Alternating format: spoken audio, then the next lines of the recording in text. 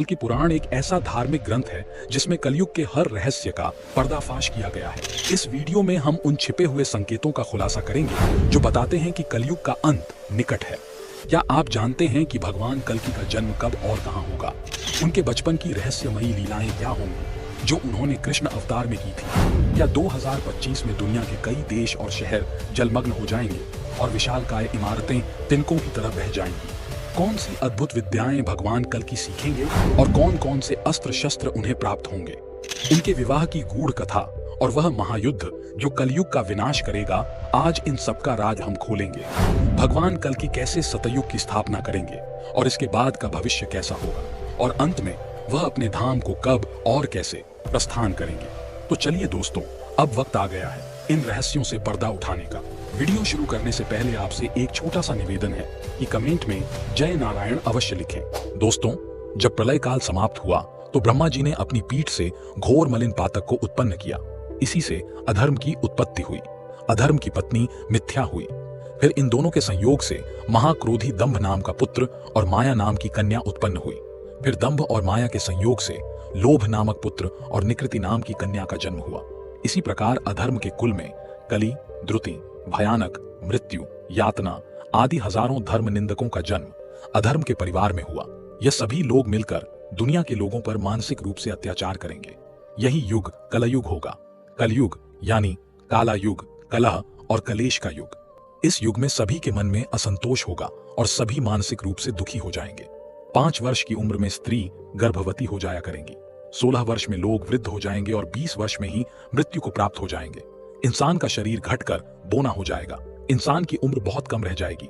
युवा अवस्था समाप्त हो जाएगी। जैसे जैसे कलयुग आगे आता जाएगा वैसे वैसे धर्म, सत्य, पवित्रता, क्षमा, दया, आयु, बल और स्मरण शक्ति का लोप होता जाएगा। कलयुग के अंत में संसार की ऐसी दशा होगी कि अन्न नहीं उगेगा। लोग मछली मांस ही खाएंगे और भेड़ बकरियों का दूध पिएंगे। गायें तो दिखना भी बंद हो जाएंगी। यदि होंगी भी तो वह भी बकरी के समान और बहुत कम दूध देने वाली होंगी। एक समय ऐसा भी आएगा जब जमीन से अन्न उपजना बंद हो जाएगा। पेड़ों पर फल नहीं लगेंगे। स्त्रियां कठोर स्वभाव वाली व कड़वा बोलने वाली होंगी। वे पति की आज्ञा नहीं मानेंगी। जिसके पास धन होगा उसी के पास स्त्रियां रहेंगी। मनुष्यों का स्वभाव गधों जैसा और केवल गृहस्थी का भार ढोने वाला रह जाएगा। लोग विषयी हो जाएंगे। धर्म कर्म का लोप हो जाएगा। मनुष्य जप रहित, नास्तिक व चोर हो जाएंगे। सभी एक दूसरे को लूटने में लगे रहेंगे। कलयुग में समाज हिंसक हो जाएगा। जो लोग बलवान होंगे उन्हीं का राज चलेगा। मानवता नष्ट हो जाएगी। रिश्ते नाते खत्म हो जाएंगे। एक भाई दूसरे भाई का ही शत्रु बन जाएगा। जुआ, शराब, पर स्त्री गमन और हिंसा ही धर्म होगा। पुत्र पिता का और पिता पुत्र का वध करके भी दुखी नहीं होंगे। अपनी प्रशंसा के लिए लोग बड़ी बड़ी बातें बनाएंगे, किंतु समाज में उनकी निंदा नहीं होगी, बल्कि उन्हें बहुत ही समझदार समझा जाएगा। उस समय सारा जगत मिलेश हो जाएगा। कलयुग में लोग शास्त्रों से विमुख हो जाएंगे।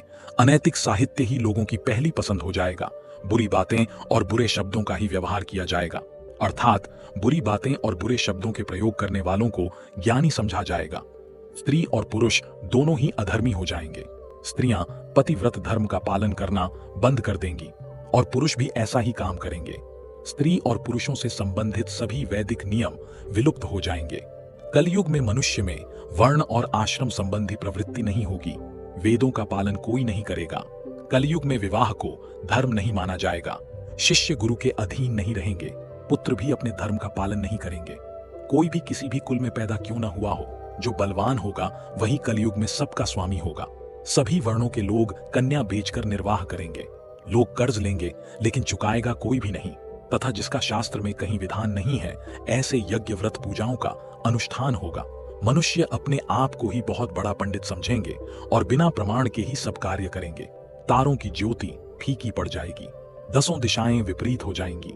पुत्र पिता को तथा बहुएं सास को काम करने भेजेंगी। कलयुग में समय के साथ साथ मनुष्य शास्त्र ज्ञान से रहित दंभी और अज्ञानी होंगे। कलयुग के अंत के समय भयंकर युद्ध होंगे। भारी वर्षा, प्रचंड आंधी और जोरों की गर्मी पड़ेगी। लोग खेती काट लेंगे, कपड़े चुरा लेंगे, पानी पीने का सामान और पेटियां भी चुरा ले जाएंगे। चोर अपने ही जैसे चोरों की संपत्ति चुराने लगेंगे। हत्यारों की भी हत्या होने लगेगी। चोरों से चोरों का नाश हो जाने के कारण जनता का कल्याण होगा। कलयुग में ऐसे लोगों का राज्य होगा जो दोनों ओर से शोषण करेंगे। बोलेंगे कुछ और करेंगे कुछ। मन में कुछ और होगा, कर्म में कुछ और। इसी प्रकार कलयुग में ऐसे लोग रहेंगे जो बड़े ज्ञानी और ध्यानी कहलाएंगे। वे ज्ञान की चर्चा तो करेंगे, लेकिन उनके आचरण राक्षसी होंगे। बड़े पंडित और विद्वान कहलाएंगे, किंतु वे यही देखते रहेंगे कि कौन सा मनुष्य मरे और हमारे नाम से संपत्ति या पद कर जाए। कलयुग का मनुष्य शिशुपाल हो जाएगा। कलयुग में वह बालकों के लिए ममता के कारण इतना करेगा कि उन्हें अपने विकास का अवसर ही नहीं मिलेगा। मोह माया में ही घर बर्बाद हो जाएगा। किसी का बेटा घर छोड़कर साधु बनेगा तो हजारों व्यक्ति दर्शन करेंगे, किंतु यदि अपना बेटा साधु बनता होगा तो रोएंगे कि मेरे बेटे का क्या होगा। इतनी सारी ममता होगी कि उसे मोह माया और परिवार में ही बांध कर रखेंगे। उसका जीवन वहीं खत्म हो जाएगा और अंत में बेचारा अनाथ होकर मरेगा। कलयुग में धनी लोग लड़के लड़की के विवाह में, मकान के उत्सव में, छोटे बड़े उत्सवों में तो लाखों रुपए खर्च कर देंगे, परंतु पड़ोस में यदि कोई भूखा प्यासा होगा तो यह नहीं देखेंगे कि उसका पेट भरा है या नहीं। उनका अपना ही सगा भूख से मर जाएगा और वे देखते रहेंगे। दूसरी ओर मौज, मदिरा, मांस भक्षण, सुंदरता और व्यसन में पैसे उड़ा देंगे, किंतु किसी के दो आंसू पहुंचने में उनकी जरा भी रुचि नहीं होगी। जैसे जैसे कलयुग और आगे बढ़ेगा, वैसे वैसे भारत की गद्दी पर वेद विरोधी लोगों का शासन होने लगेगा। ये लोग ऐसे लोग होंगे जो जनता से झूठ बोलेंगे और अपने कुतर्कों द्वारा एक दूसरे की आलोचना करेंगे। उनका कोई धर्म नहीं होगा। यह सभी लोग विधर्मी होंगे। ये सभी मिलकर भारत को तोड़ेंगे और अंत में भारत को एक अराजक भूमि बनाकर छोड़ देंगे। अपनी तुच्छ बुद्धि को ही शाश्वत समझकर कुछ मूर्ख लोग ईश्वर की तथा धर्म ग्रंथों की प्रामाणिकता मांगने का दुस्साहस करेंगे। सभी राजा और राजनेता आचार विचार में मिलेश प्रिय होंगे। वे सब एक ही समय में भिन्न भिन्न प्रांतों में राज करेंगे। ये सब के सब परले सिरे के झूठे, अधार्मिक और स्वल्प दान करने वाले होंगे। छोटी बातों को लेकर ही ये क्रोध के मारे आग बबूला हो जाएंगे। ये दुष्ट लोग स्त्री, बच्चों और गायों को मारने में भी नहीं हिचकेंगे। दूसरे की स्त्री और धन हथियाने के लिए ये सदा उत्सुक रहेंगे। न तो इन्हें बढ़ते देर लगेगी और ना ही घटते। इनकी शक्ति और आयु थोड़ी होगी। राजा के वेश में ये बहुत बड़े धूर्त होंगे। यह लोग लूट घसोट कर अपनी प्रजा का खून चूसेंगे। जब ऐसे लोगों का शासन होगा तो देश की प्रजा में भी वैसे ही स्वभाव, आचरण और भाषण की वृद्धि हो जाएगी। राजा लोग तो उनका शोषण करेंगे ही, आपस में वे भी एक दूसरे का शोषण करेंगे और अंत में सब के सब नष्ट हो जाएंगे। भयंकर कलयुग के आने पर मनुष्य का आचरण दुष्ट हो जाएगा। योगी भी दुष्ट चित्त वाले होंगे। संसार में परस्पर विरोध फैल जाएगा। ब्राह्मण, क्षत्रिय, वैश्य, शूद्र सभी दुष्ट कर्म करने वाले होंगे और विशेषकर राजाओं में चरित्रहीनता आ जाएगी। संत जन दुखी होंगे। अपने धर्म को छोड़कर लोग दूसरे धर्म का आश्रय लेंगे। देवताओं का देवत्व भी नष्ट हो जाएगा और उनका आशीर्वाद भी नहीं रहेगा। मनुष्यों की बुद्धि धर्म के विपरीत हो जाएगी और पृथ्वी पर मिलेच्छों के राज्य का विस्तार हो जाएगा। कलयुग में थोड़े से धन से ही मनुष्यों में बड़ा घमंड होगा। स्त्रियों को अपने बालों पर ही रूपवती होने का गर्व होगा। कलयुग में स्त्रियां धनहीन पति को त्याग देंगी। उस समय धनवान पुरुष ही स्त्रियों का स्वामी होगा। जो अधिक देगा उसे ही मनुष्य अपना स्वामी मानेंगे। उस समय लोग प्रभुता के कारण ही संबंध रखेंगे। धनराशि घर बनाने में ही समाप्त हो जाएगी। इससे दान पुण्य के काम नहीं होंगे और बुद्धि धन के संग्रह में ही लगी रहेगी। सारा धन उपभोग में ही समाप्त हो जाएगा। कलयुग की स्त्रियां अपनी इच्छा के अनुसार आचरण करेंगी। भोग विलास में ही उनका मन लगा रहेगा। अन्याय से धन पैदा करने वाले पुरुषों में उनकी आसक्ति होगी। कलयुग में लोग सदा सबके लिए समानता का दावा करेंगे। कलयुग की प्रजा बाढ़ और सूखे के वजह से व्याकुल रहेगी। सबके नेत्र आकाश की ओर ही लगे रहेंगे। वर्षा ना होने से मनुष्य तपस्वी लोगों की तरह फल फूल व पत्ते खाकर ही जिंदा रहेगा। कलयुग में सदा अकाल ही पड़ता रहेगा। सब लोग हमेशा ही परेशानियों से घिरे रहेंगे। सब लोग बिना स्नान करे ही भोजन करेंगे। देव पूजा, अतिथि सत्कार, श्राद्ध और तर्पण की क्रिया कोई नहीं करेगा। कलयुग की स्त्रियां लोभी, नाटी, अधिक खाने वाली और मंद भाग्य वाली होंगी। गुरुजनों और पति की आज्ञा का पालन नहीं करेंगी तथा पर्दे के भीतर भी नहीं रहेंगी। वे केवल अपना ही पेट पालेंगी और क्रोध में भरी रहेंगी। वे देह शुद्धि की ओर भी ध्यान नहीं देंगी तथा असत्य और कटु वचन बोलेंगी। ब्रह्मचारी लोग वेदों में कहे गए व्रत का पालन किए बिना ही वेदों का ध्यान करेंगे। गृहस्थ पुरुष ना तो हवन करेंगे, न ही सत्पात्र को उचित दान देंगे। भयंकर कलयुग के आने पर राजा प्रजा की रक्षा ना करके बल्कि कर के बहाने प्रजा के धन का अपहरण करेंगे। अधम मनुष्य संस्कारहीन होते हुए भी पाखंड का सहारा लेकर लोगों को ठगने का काम करेंगे। कलयुग के अंतिम समय में संसार की दशा बहुत ही भयानक और डराने वाली हो जाएगी। कोई भी किसी भी देवी देवता की पूजा नहीं करेगा, जिससे देवताओं को भोग मिलना बंद हो जाएगा और अधर्म का परिवार चारों ओर हाहाकार मचा देगा। तब सभी देवगण दुखी होकर भगवान ब्रह्मा के पास जाएंगे। तब ब्रह्मा जी सभी देवों के साथ भगवान विष्णु के पास जाकर उनसे विनती करते हुए कहेंगे, पृथ्वी पर सभी वैदिक कर्मों का लोप हो गया है, चारों ओर बस अधर्म का राज फैला हुआ है, दुनिया के लोगों को कली ने पीड़ित करके गुलाम बना रखा है, कोई भी किसी देवी या देवता की पूजा नहीं करता है, चारों ओर बस अंधकार छाया हुआ है। तब भगवान विष्णु जल्द ही कल्कि अवतार के रूप में पृथ्वी पर प्रकट होने की बात कहेंगे। इसके बाद भगवान कल्कि संभल नामक ग्राम में बैसाख की द्वादशी के दिन जन्म लेंगे। उनके पिता का नाम विष्णु यश और माता का नाम सुमति होगा। जब भगवान का जन्म होगा उस समय उनकी 4 भुजाएं रहेंगी। इसके बाद ब्रह्मा जी वायु को बोलेंगे कि तुम भगवान श्री हरि से जाकर कहो कि प्रभु आपके 4 भुजाओं वाले रूप के दर्शन तो देवताओं के लिए भी दुर्लभ हैं। अतः हे नाथ, आप इस चतुर्भुज रूप को छोड़कर मनुष्य रूप में आइए। तब वायु द्वारा संदेश पाकर प्रभु श्री हरि 2 भुजाओं वाले मनुष्य रूप को धारण करेंगे। लेकिन भगवान का यह रूप देखकर उनके माता पिता अचंभित हो जाएंगे। लेकिन प्रभु की माया से मोहित होकर उन्हें लगेगा कि शायद हमने भ्रम बस ऐसा देखा होगा। इसके बाद विष्णु यश जी प्रभु के नामकरण के लिए ऋग्वेद, सामवेद और यजुर्वेद के बड़े बड़े ज्ञानियों को बुलाएंगे। इस समय यहाँ पर चिरंजीवी परशुराम कृपाचार्य, वेद व्यास और अश्वत्थामा भी भगवान कल्कि के बाल रूप के दर्शन करने के लिए भिक्षु का भेष बनाकर आएंगे। इसके बाद वह लोग भगवान कल्कि के बाल रूप के दर्शन करके उन्हें प्रणाम करेंगे और उनका नाम कल्कि रखकर वह मुनीश्वर वहां से चले जाएंगे। इसके बाद माता सुमति द्वारा लालित पालित होते हुए भगवान कल्कि शुक्ल पक्ष के चंद्रमा के समान प्रतिदिन वृद्धि को प्राप्त होते रहेंगे। भगवान कल्कि के 3 बड़े भाई भी होंगे जिनका नाम कवि, प्राज्य और सुमंत्रक होगा। इसी के साथ में भगवान कल्कि के 3 अंश अवतार भी उनके जन्म से पहले ही जन्म ले चुके होंगे और उनका नाम होगा गागर्य, भग्रह और विशाल। एक दिन विष्णुयश जी कल्कि जी को बताते हैं कि कली नाम का एक भयंकर राक्षस है, उसने चारों ओर हाहाकार मचा रखा है। बहुत सारे लोग उसके डर से जंगलों में कंदमूल खाकर जीवन यापन कर रहे हैं। उसकी वजह से सारे वैदिक कर्मों का लोप हो गया है। संसार की दशा बहुत ही भयंकर हो गई है। पाप, अधर्म, अन्याय, अत्याचार आदि सब कुछ बहुत ज्यादा बढ़ गया है। पिता के यह वचन सुनकर भगवान कल्कि बहुत दुखी हो जाएंगे और वह पिताजी से बोलेंगे कि आप चिंता न करें, मैं आज ही उस कली का अंत करने का निश्चय करता हूं।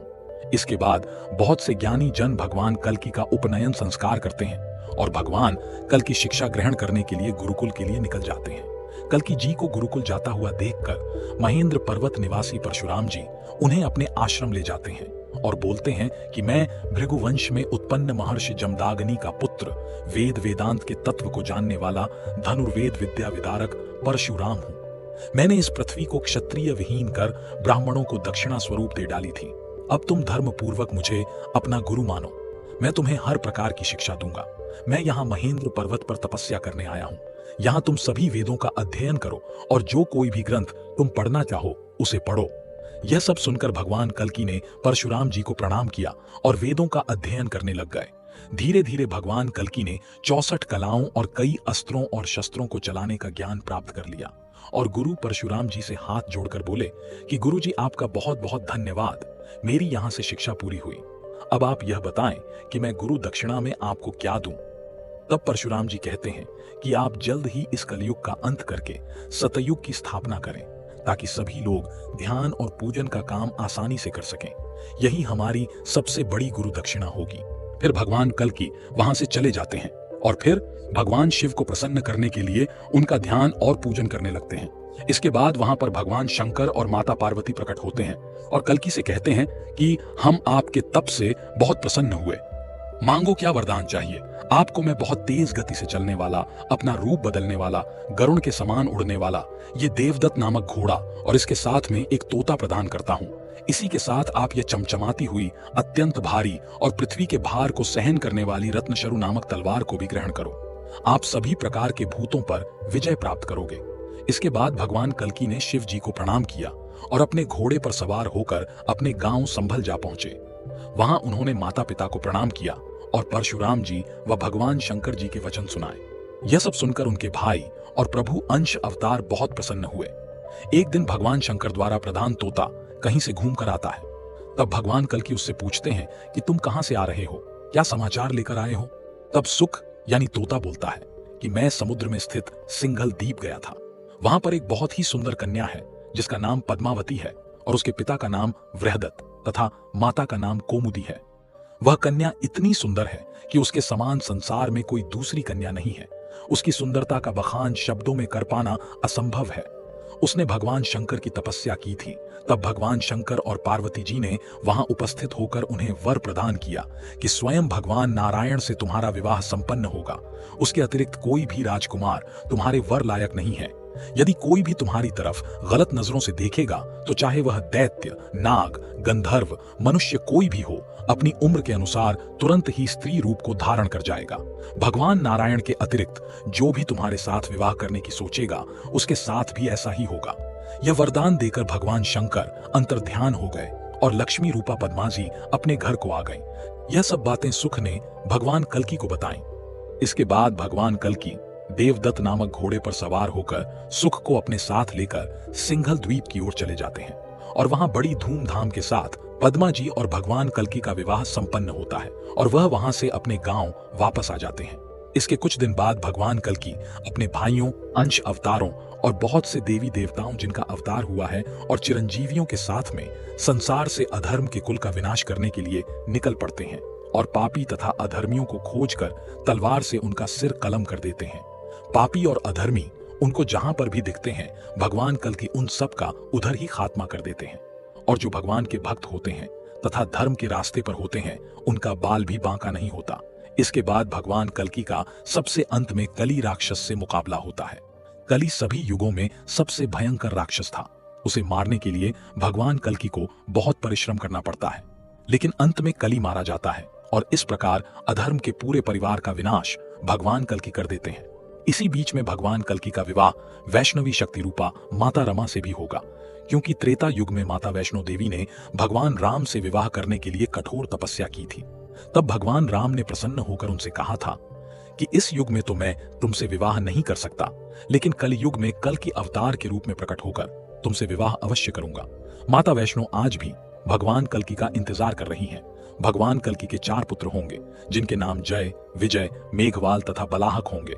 अंत में भगवान कल्कि मरु और देवापी राजाओं को पृथ्वी का कार्यभार देकर अपने शरीर का त्याग करके अपने धाम को वापस चले जाएंगे और इस प्रकार पृथ्वी पर एक बार फिर से सतयुग प्रारंभ हो जाएगा। कल्कि पुराण में यह भी बताया गया है कि 2025 के बाद नई नई बीमारियां फैलने लगेंगी जो कि देश और दुनिया के लोगों को बहुत ही ज्यादा भयभीत कर देंगी।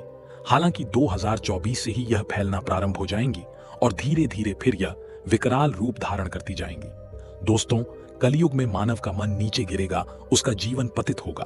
यह पतित जीवन धन की शिलाओं से नहीं रुकेगा, ना ही सत्ता के वृक्षों से रुकेगा, किंतु हरि नाम के एक छोटे से पौधे से मनुष्य जीवन का पतन होना रुक जाएगा। अतः कलयुग में हरि नाम ही मोक्ष का एकमात्र मार्ग होगा। तो दोस्तों, आज के वीडियो में बस इतना ही। आपको हमारी ये वीडियो कैसी लगी, अपने विचार हमें कमेंट में जरूर बताएं। वीडियो पसंद आई हो तो लाइक और शेयर करें और कमेंट में जय नारायण अवश्य लिखें।